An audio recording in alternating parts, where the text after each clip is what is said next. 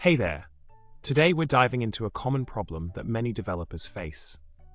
So, picture this. You're working on a code in Selenium to log into a website and check the response to verify if the login was successful.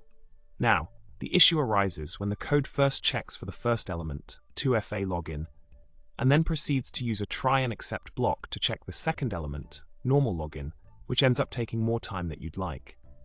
The question is, can we optimize this process and check both elements simultaneously to speed things up a bit? Let's find out.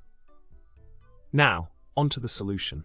The key here is to utilize the any function to check for the presence of both elements at the same time. By implementing a lambda function within WebDriverWait, we can check for the presence of either one of the elements and return true if at least one condition is met. This way, we can streamline the process and make the code more efficient. So, with this updated approach, the code will return true as soon as either of the conditions is satisfied, saving us precious time and effort. Problem solved. In conclusion, we've successfully tackled the initial problem by optimizing the code to check for both elements simultaneously. By using the any function and lambda expressions, we've made the process more efficient and effective. I hope you found this solution helpful and informative.